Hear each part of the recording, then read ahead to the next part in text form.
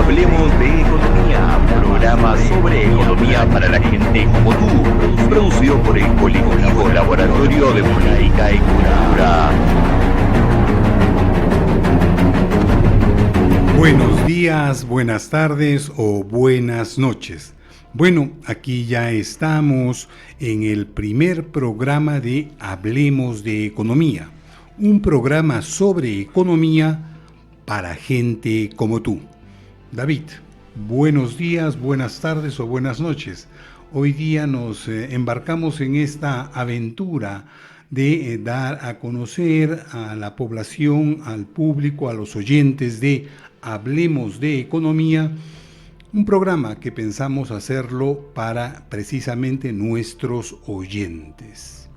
Sí, es una importante oportunidad, ¿no? En la cual vamos a buscar llegar hacia las personas de a pie de manera mucho más clara y flexible, sin tantos, digamos, el lenguaje académico, sino mucho más un lenguaje común que pueda acercarse a las personas y de esa manera puedan comprender algunas dinámicas, problemáticas o algunas terminologías que usualmente se usan para tratar de explicar cómo es la economía de las personas. A partir de eso nos queremos acercar un poco a cada una de las personas y apoyar un poco en su comprensión y su toma de decisiones.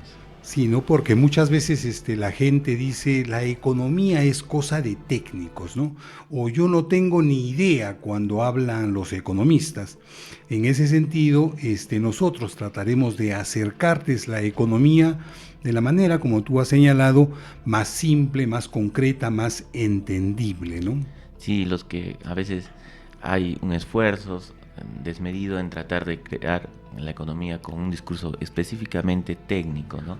Para alejarlo de las personas y que, digamos, prácticamente solo hay algunas personas elegidas o específicamente altamente preparadas que pueden opinar sobre el tema y los demás solo tenemos que escuchar, ¿no? Sí, han hecho demasiado un mito de la economía, Sí. ¿no? Muchos a los especialistas, entre comillas, llaman generalmente a los programas, a los medios de comunicación, y ellos son pues los que tienen la última palabra. Claro, ese es un discurso que se maneja desde hace mucho tiempo, es alejar a las personas, al pueblo en sí, de poder opinar, de poder generar discursos, incluso un pensamiento crítico sobre determinados temas. Entonces, solo aquellos que manejan el discurso técnico, las herramientas técnicas, son los únicos que pueden hablar, opinar y hasta cierto punto hasta entender, ¿no?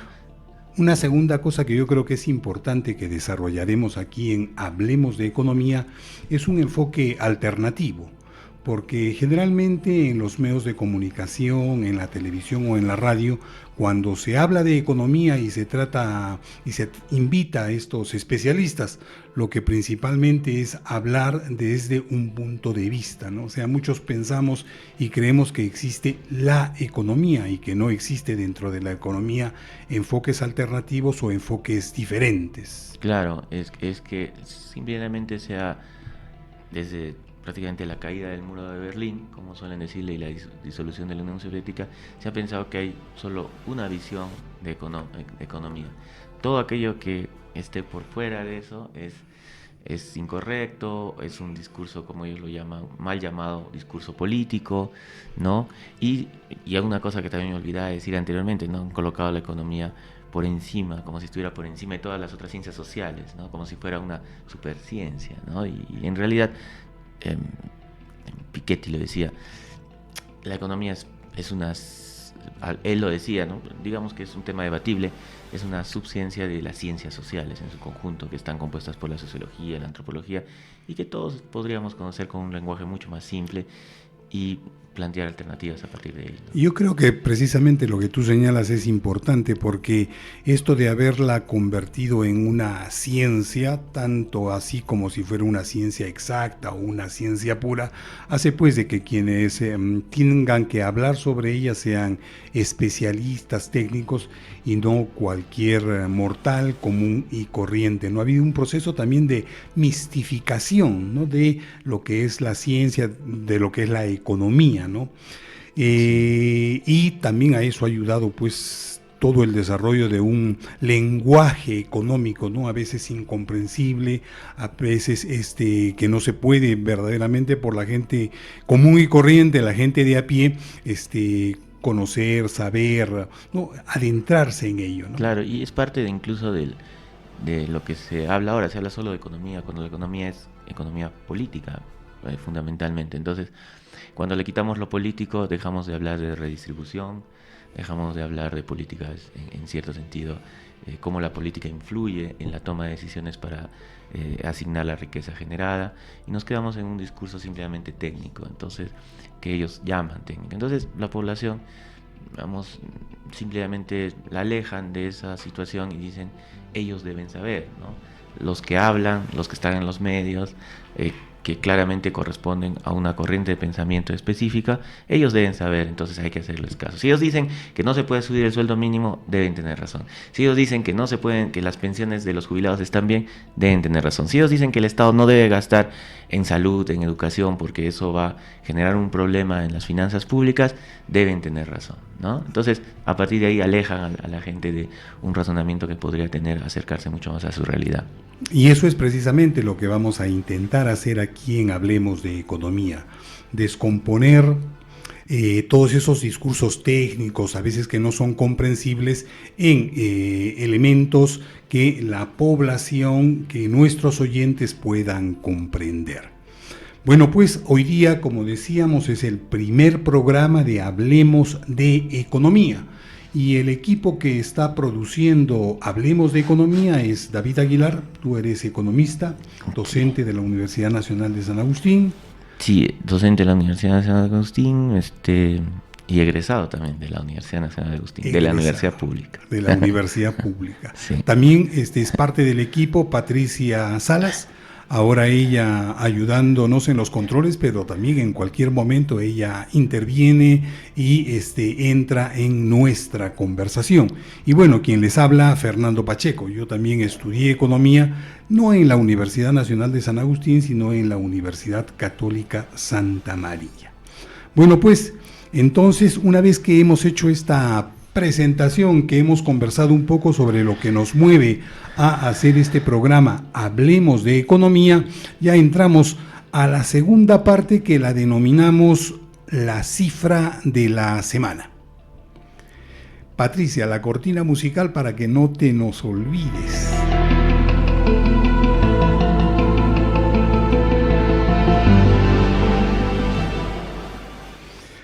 Durante el segundo año de gobierno de la presidenta Dina Boluarte, la pobreza monetaria en el Perú afectó al 27,6% de la población y la pobreza extrema a un 5,5% de la población. En cuanto a la pobreza monetaria, este 27,6% equivale a 9.395.000 personas, conciudadanos peruanos que viven en nuestro país. Estas cifras son dadas por el Instituto Nacional de Informática, el INEI. Sí, hay una reducción, ¿no? Según esa cifra, de más o menos 1.4% con respecto al año anterior. Y se sigue la tendencia a la baja, pero no se llega a los números prepandemia, ¿no? Que estábamos aproximadamente por el 20%. Seguimos, digamos, en datos específicos, digamos, todavía alarmantes, ¿no? La extrema pobreza, han dicho también, está en el 5.5%, ¿no? Que es un dato, son casi 2 millones de personas, ¿no? Un dato bastante alarmante, que tendría hasta cierto punto a personas que, digamos, estarían prácticamente en los límites de lo que es la supervivencia, ¿no? Pero en esta cifra, David, nos señalan algunos términos, algunos conceptos que es preciso de repente aclarar. Nos hablan de pobreza monetaria y nos hablan de extrema pobreza monetaria. Sí, ¿Qué cosa, o sea, cómo los entendemos? ¿Cómo es que se llega? ¿Qué cosa quieren decir claro, estos términos, esta terminología? Lo que pasa es que siempre dicen la pobreza ha crecido, ha bajado, ¿no? De hecho, medirla por la línea de la pobreza ya, digamos, es muy debatible, ¿no? En función de cuáles son los estándares que se miden. Generalmente hay un ingreso mínimo que, digamos, una persona que gana menos de 454 soles es la línea de la pobreza, ¿no? Pongámoslo así. Quien está por encima de esos 454 soles se dice que es no pobre. Y aquellos que están por debajo de esos son pobres, ¿no? Para que se entienda, ¿no? ¿Qué compone esos 454 soles? Es aquello que podemos adquirir, ¿no? Digamos, las personas para vivir. Se divide en dos partes. Una que es canasta básica alimentaria y canasta básica no alimentaria. La canasta básica alimentaria es todo aquello que nosotros necesitamos consumir, ¿no? Que incluye incluso productos farmacéuticos, por ejemplo, el arroz que compramos, la cantidad de arroz que necesitamos, la cantidad de frijoles, todo eso medido en kilocalorías. Porque un ser humano para funcionar necesita, de acuerdo a su actividad, entre 1500 2500 kilocalorías, de acuerdo a la actividad que realice, ¿no? Nosotros que estamos acá sentados no quemamos muchas kilocalorías, pero un obrero de construcción civil, una persona que está haciendo trabajos pesados, está quemando más kilocalorías, ¿no? Eso ya en otros términos, quizás más adelante podemos ver, se llama energía endosomática, ¿no? La energía que tenemos internamente que quemamos, ¿no? Entonces... No, simplemente para decirte de que para establecer estos 454 soles, son 454 soles mágicos, ¿no? Porque si tú estás en 455 soles, ya no eres pobre, no pobre, ya sí. no eres pobre, no eres no pobre, ¿no? Sí. Estos 454 soles por mes se establecen de acuerdo a un costo de lo que se llama canasta básica de consumo, ¿no? Sí. Y esta canasta básica de consumo, que está conformada por, como tú señalabas, alimentos y no alimentos, es lo que da la línea de pobreza. Uh-huh. Se dice línea de pobreza porque quien está igual o debajo es pobre o puede llegar inclusive a la extrema pobreza. Y quien está por encima de estos 454 soles ya no es pobre de manera mágica. Un sol más lo salva de la pobreza. Pero ojo, no es que automáticamente es clase media, ¿no? Simplemente la denominación que ponen es no pobre.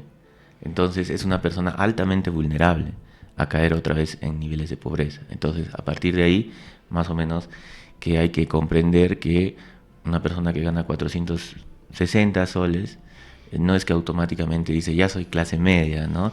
Y ya estoy más cerca de los sectores A y B, ¿no? Como suelen decir, de la estratificación, o de los sectores C. Simplemente hay digamos, esto se construye para generar estadísticas, política pública, o también para mostrar resultados los gobiernos, ¿no? Y tratar de justificar ciertas cosas. Pero, ¿te parece a ti que es una cifra engañosa? ¿Te parece a ti que esto de decir pobre es quien gana menos o igual o tiene un ingreso menos o igual a 454 soles, no es pobre y no pobre? Digamos que en términos, vamos, lo que estábamos criticando técnicos, no estaría mal, pero cada vez conforme los países se desarrollan más, tienen mayores ingresos, es prácticamente obsoleto medir con la línea de la pobreza porque ya satisfacen sus necesidades. Entonces, es un término muy, muy discriminativo en el medio, ¿no? O sea, se hace una discriminación muy radical entre pobres y no pobres a través de una línea donde hay características, digamos, que influyen en la vida de las personas en muchos aspectos que pueden condicionar, ¿no? Entonces, hablábamos de la canasta alimentaria, ahora hablamos de la no alimentaria, ¿no? Todos los servicios de educación, de salud que están vivienda, recreación que deberían estar ahí. Entonces, ¿hasta qué nivel se satisfacen? Con 454 soles una persona puede satisfacer realmente.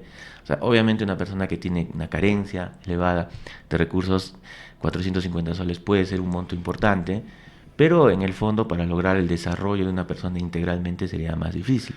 Solamente para ponerlo entre paréntesis, la presidenta de la República tiene una tarjeta 5.000 para soles. consumir alimentos de 5.000 soles mensuales. Claro. Y acá nos están diciendo que 454 soles sería pues lo mínimo básico para alimentarse y además para sufragar otro tipo de necesidades no necesariamente alimentarias. Claro, y cuando hablamos, por ejemplo, de la extrema pobreza, digamos, ya no toman en cuenta la canasta no alimentaria, que es educación, salud, solo aquello que necesitas para funcionar como ser humano, para subsistir. Entonces estamos hablando de casi 2 millones de personas que están en el límite de no cumplir ni siquiera con las calorías necesarias para vivir, la alimentación. Entonces podríamos hablar de inanición. No es raro, por ejemplo, que la FAO no haya dicho que somos uno de los países más inseguros en el año 2022, ¿no? En seguridad alimentaria de la región. Entonces, para que digamos las personas puedan comprender esta dinámica,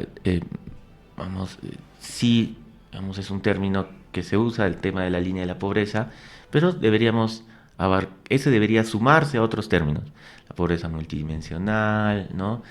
Incluso la pobreza relativa, que se usa en otros países más desarrollados, para tratar de ver ya políticas más de desarrollo económico, no solo cumplir con los estándares que nos piden determinados organismos internacionales, ¿no? ¿Cuánto ha reducido la pobreza? ¿Están sirviendo las transferencias económicas o no? ¿No? Sino el peruano de a pie, ¿no? Tú mencionabas esto ya de la extrema pobreza, ¿no? Y ahí la línea de extrema pobreza no son los 454 soles, los 400 insuficientes soles, ¿no? Sino que ahora es todavía mucho más baja, ¿no? 256 soles mensuales, claro, es la línea de la extrema pobreza. Y eso todavía deja mucho que pensar, ¿no? Porque si la familia promedio que tiene el INEI es 4 personas, o sea, un sueldo mínimo, 256 por 4, son 1.024 soles, ¿no? Está por debajo del sueldo mínimo. Está por debajo del sueldo mínimo, asumiendo que solo una de las personas trabaja, los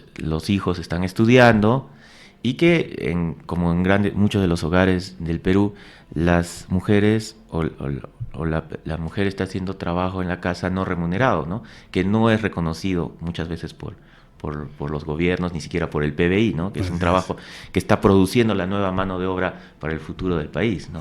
Entonces, y los nuevos entes. Entonces, si vemos eso en la canasta básica, no alcanza. Entonces, ni siquiera los datos que plantea el gobierno de sueldos mínimos, de eso, ni siquiera se acercan a cubrir la canasta básica alimentaria que necesita una familia para subsistir, ¿no? Entonces estamos obligando, ¿qué vamos a decir? Que los niños salgan a trabajar, que dejen de ser niños. Los niños tienen muy poco tiempo para ser niños.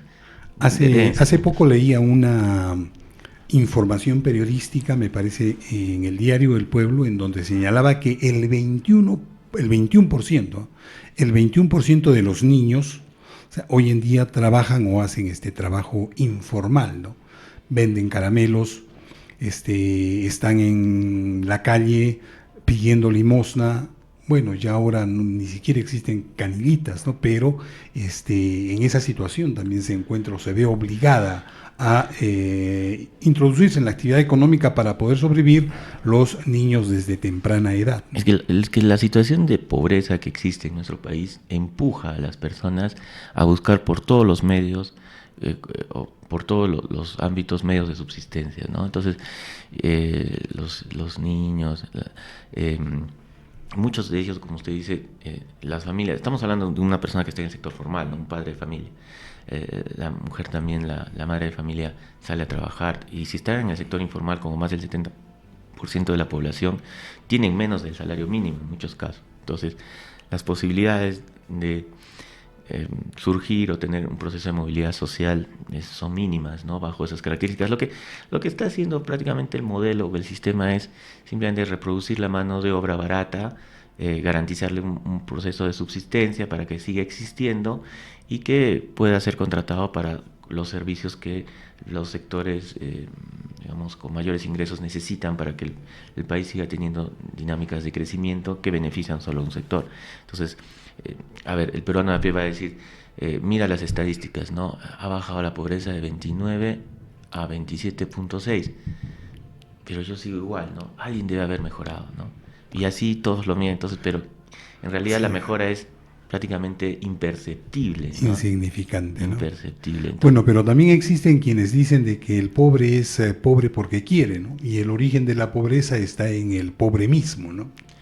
¿Dónde está el problema de la pobreza en el país? ¿Dónde está la causa de la pobreza en el país? el problema de la pobreza es un problema estructural en el país. Cuando hablamos de estructural, hablamos de que hay un conjunto de factores que abonan a esa situación, ¿no? Entonces, decir que el pobre va a dejar de ser pobre solo porque se ponga una escuela en la esquina de su barrio, o porque le pavimenten digamos, la pista, o porque hay una comisaría cerca, es un error, ¿no? El tema de la pobreza es un problema estructural donde hay un conjunto de personas que año tras año, generación tras generación, les es imposible salir de esas condiciones porque desde que nacen están condicionados. Acceden a educación deficiente, acceden a un sistema de salud deficiente, se enferman, baja su productividad, hay alimentación deficiente, ¿no? Con 454 soles o 256 soles. Cualquier error es fatal, ¿no? En los primeros años en temas nutricionales. Tenemos índices de anemia altos. Digamos, esas familias están, por los tipos de trabajos que hacen, están altamente, digamos, hay una alta probabilidad incluso que los padres se enfermen por la mala nutrición o que hay una pérdida de algún familiar, lo que, digamos, ocasiona una tragedia familiar, ¿no? Es la pérdida de un ingreso, productividad, etcétera, y se genera un círculo vicioso del cual no pueden salir, ¿no? Entonces, el pobre porque quiere, digamos, es una condición, es una argumentación bien flojita, ¿no? Bien falta de argumentos, y donde prima que el individuo es prácticamente un individuo solo, que no vive en colectivo, que no está en un estado, que no tributa y que prácticamente todo lo que hace parte de sus decisiones individuales y personales. Entonces, ese es el triunfo del modelo, hacer creer a algunas personas eso. Entonces, si tú triunfas es porque tú has sido. Y si tú sigues en tu situación de pobreza, es tu propio fracaso. Entonces, no tienes nada que exigirle a la sociedad, nada que reclamarle, porque tú eres el artífice de tu propio fracaso, ¿no? O sea, cada vez que escuchemos eso de que el pobre es pobre porque quiere, simplemente no solamente hay que levantar las cejas, sino señalar de que la pobreza en nuestro Perú, como en muchos otros países del mundo y de Latinoamérica, es un problema estructural. Es decir, que la estructura económica, el modelo económico, no tiene como consecuencia, o una de sus consecuencias más perversas, la pobreza, ¿no? A la par que, tenemos una tremendísima desigual distribución de los ingresos, ¿no? Pero es claro, porque en el debate de hoy en día, por ejemplo, en los sectores más liberales, o sea, dicen, no hay que preocuparnos de la desigualdad, dicen, hay que preocuparnos de la pobreza. Pero para ellos solucionar la pobreza es decir que ganes, como estamos diciendo ahora, 455 soles, ¿no? Entonces, no hay pobreza, yo muestro cifras y soy aplaudido en los auditorios de la élite, ¿sí? Pero, digamos, la desigualdad y la pobreza son, digamos, dos problemas de una misma matriz, ¿no? Así es. Y si solucionamos la desigualdad, obviamente la pobreza relativa y otros indicadores van a mejorar y las personas van a poder percibir que sus condiciones de vida están mejorando, que es lo ideal, ¿no? Porque al final una estadística, si bien es cierto, puede reflejar, puede ayudar a mejorar el gasto público, a priorizar el gasto, todo eso al final, digamos, lo que importa es cómo están las personas de a pie. Entonces ahorita de repente nos ve una persona en su celular, nos está viendo, y nos dice, yo estoy mejor porque tengo celular, pero ¿cuánto tiempo gastas en transportarte? Si te enfermas, puedes ir a un seguro, te va a brindar las medicinas. En el colegio que estás, de educación básica regular, tienes las posibilidades de generar capacidades para postular a una universidad. Cuando postulas a una universidad pública, ¿con cuántos compites en comparación al que postula a una universidad privada? ¿Con cuántos compite? Las posibilidades y las oportunidades son distintas para todo y eso va generando la permanencia de ciertos sectores de la sociedad en situación de pobreza y exclusión. Ya en otros programas estaremos desarrollando de repente esto de que estamos hablando el día de hoy en relación a la pobreza es una cuestión estructural, es un problema estructural y veremos cuál es la estructura del país, cómo el país se estructura económicamente para que se dé esta pues cantidad inmensa de pobres hoy en día en nuestro país.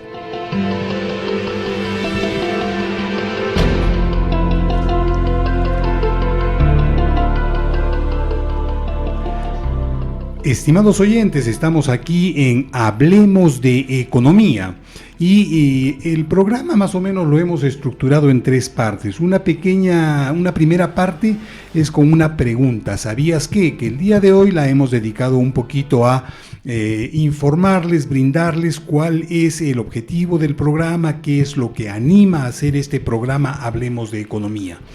La segunda parte es la cifra del programa y ahí nos dedicaremos a analizar una cifra, a explicarla y sobre todo a ponerla, a desagregarla, desmenuzarla para que nuestros oyentes, ustedes, puedan comprenderla de mejor manera. Y la tercera parte del programa Hablemos de Economía está constituido por el análisis, la crítica, la conversación alrededor de una noticia, la que hemos denominado, la que podríamos denominar la noticia de la semana. Así, el día de hoy tenemos como noticia de la semana una entrevista que hace algunos días le hicieron a Nicolás Besich.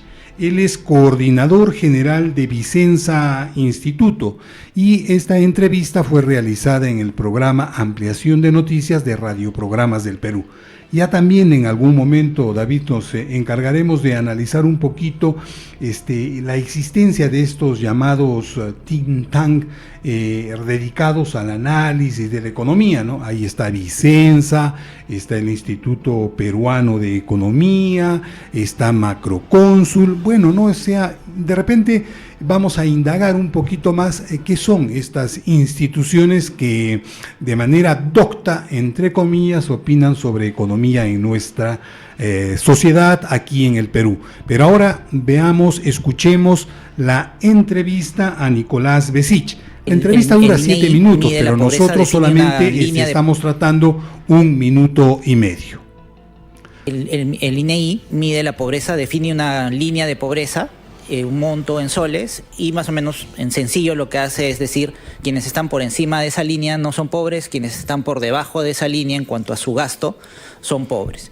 Lo que hace esta metodología del ingreso autónomo es decir, ok, de esos hogares, si les restamos las transferencias que hace el Estado a través de los programas sociales como Juntos, Pensión 65 y algunos otros, ¿cuántos estarían por encima y cuántos estarían por debajo de la línea de pobreza, ¿no? Y entonces, en el 2024, lo que vemos es que la tasa de pobreza, que fue de 27%, 27.6%, si restamos las transferencias, es decir, si les restamos las transferencias, tendrían menos capacidad de gasto esos hogares, hubiera un 31.2% de hogares pobres.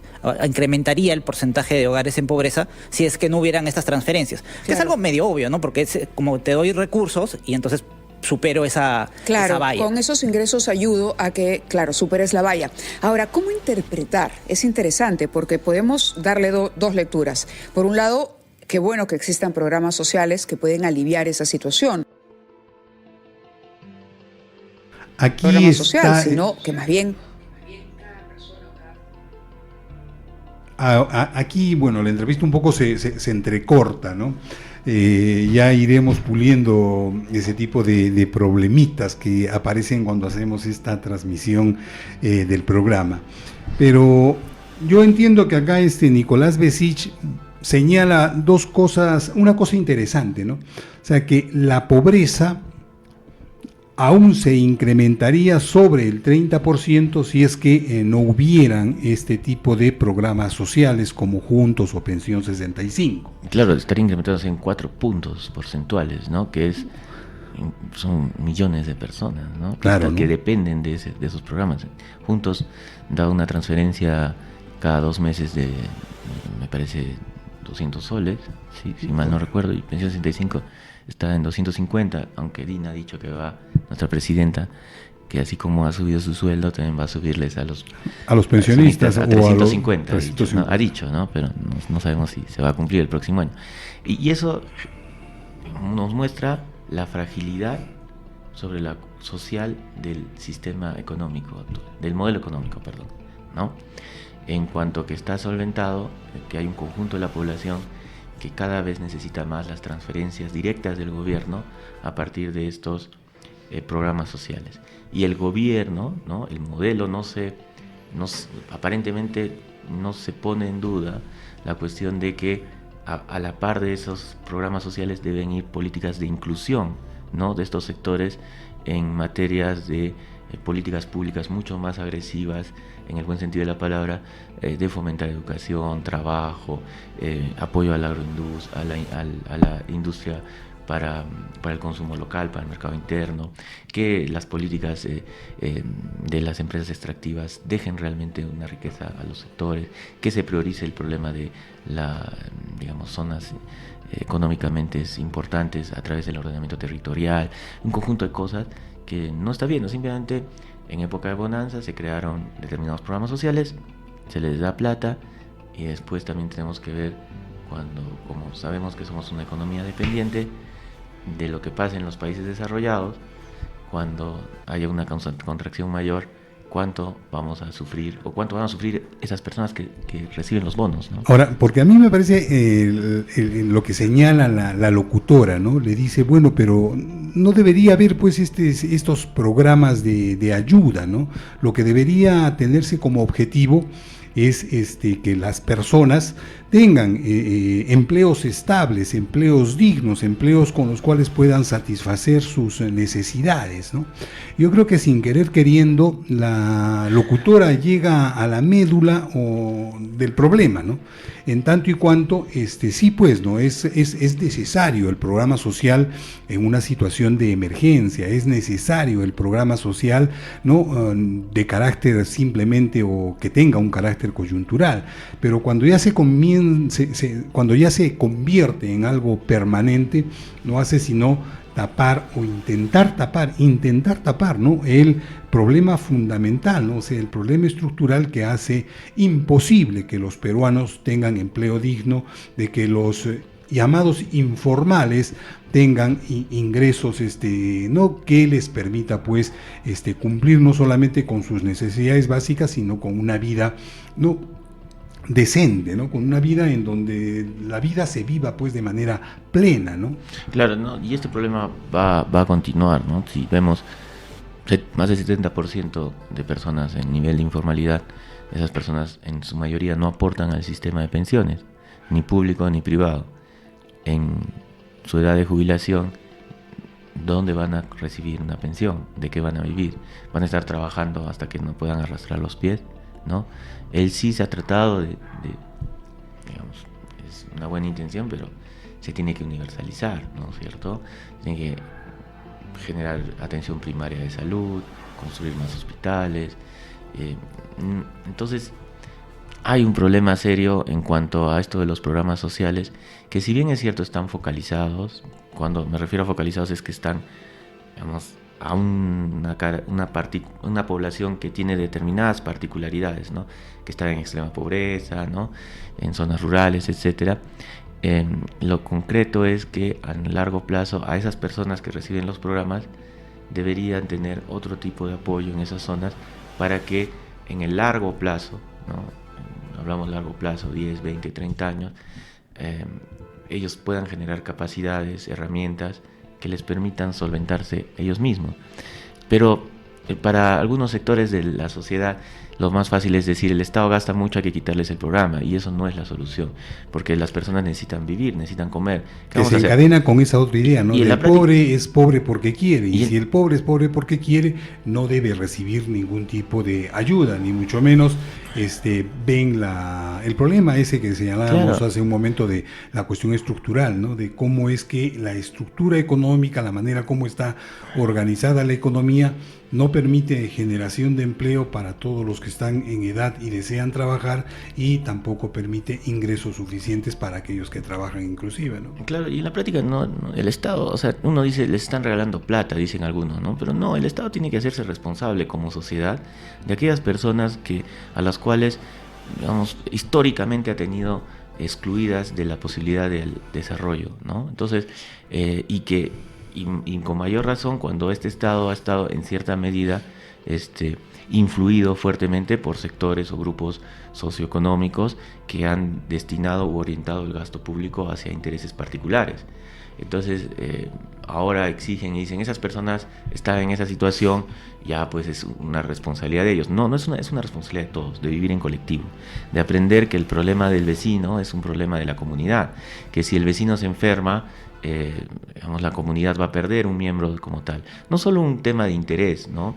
Como dice, a mí me conviene que no se enfermen, no, sino que nos conviene por humanidad, por interés, por esos niños que podrían crecer sin padre o sin madre, por un conjunto de cosas, claro, ¿no? Entonces, ¿qué es lo que nos hace ser humanos finalmente? ¿No es cierto? Nos hace vivir en colectivo, claro, ¿no? ¿no? O sea, en momentos en donde este tipo de discursos comienzan a generalizarse en la sociedad, no, yo creo que hay que rescatar, ¿no? El que somos humanos y el que los humanos salimos de los problemas mientras más colectiva sea la solución y sea el esfuerzo que se pone al respecto, ¿no? Ahí volvemos al punto central, ¿no? El problema de la pobreza es un problema de todos, porque la exclusión de determinadas personas nos hace perder productividad, nos hace perder a nuestros mejores factores de producción, ¿no? Que es el ser humano, ¿no? Algunos dicen, ¿no? Estamos desperdiciando esos niños que no se forman hoy día bien, que tienen anemia por tema de malnutrición, de que sus padres no tienen los ingresos, etcétera, o que el Estado les da comida podrida, ¿no? En los programas sociales. Esos niños, si tuvieran la formación adecuada, podrían ser mucho mejores que algunos que se forman en las universidades más caras del Perú, sin que esto suene a resentimiento, ¿no? Pero que se forman en las unidades más caras del Perú y que el único mérito que a veces tienen es haber tenido una posición de privilegio al nacer. Entonces, la condición que queremos, debe haber un país en donde nadie esté en función del azar, ¿no? O sea, porque es un azar para uno donde nace. Entonces, no puede ser el azar el que INEI condicione mide tu la pobreza, define una línea de pobreza. Ahí incluso se contradicen aquellos que dicen, hablan de meritocracia, ¿no? Y de que cada uno se forja solo, porque en el fondo es el azar, ¿no? Entonces, si yo nací en un hogar con determinados recursos o determinado patrimonio, voy a tener más o menos ciertas posibilidades de surgir. Más, ¿no?, que las otras sí, personas que han nacido bajo otras condiciones. Y que esto no se entienda que, ¿no?, que, por ejemplo, a veces las clases, los sectores más beneficiados con el sistema, o con el modelo, perdón, tratan de llevar lo que estamos hablando ahora como que somos resentidos y que queremos quitarles a unos para darles a otros, ¿no? En realidad no se trata de eso, ¿no? Se trata de hacer sí una mejor redistribución, entender que la clase media es el soporte, ¿no?, del consumo, de una sociedad, de todo eso, y que se deben sumar realmente, ¿no?, bajo indicadores reales a muchas más personas a esos sectores, y que comprender que como sociedad debemos entender que aquellos que están bajo la línea de la pobreza, aquellos que tienen carencias, es un problema de todos. De ¿no? todos. De todos, absolutamente. Bueno, hay, obviamente, como ustedes habrán podido escuchar, estimados oyentes, muchos aspectos a los cuales habría que, y les vamos a dedicar un tiempo en el programa, ¿no? Un tiempo en el programa. En ese sentido, ya hablemos de economía, va llegando a su culminación y no hacemos sino agradecerles por la atención prestada, y nos estaremos volviendo a encontrar aproximadamente dentro de 15 días. Vamos a intentar primero hacerlo cada 15 días el programa Hablemos de Economía, y después si el clima lo permite. Si el clima lo permite. Y después ya semanalmente. Sí, seguramente una vez que vayamos entrando en rutina y ya con el cuerpo periodístico caliente. Muchísimas gracias y estén atentos al spot publicitario del nuevo programa de Hablemos de Economía. Adiós, nos vemos. Hablemos de Economía, programa sobre economía para la gente como tú, producido por el colectivo Laboratorio de Política y Cultura.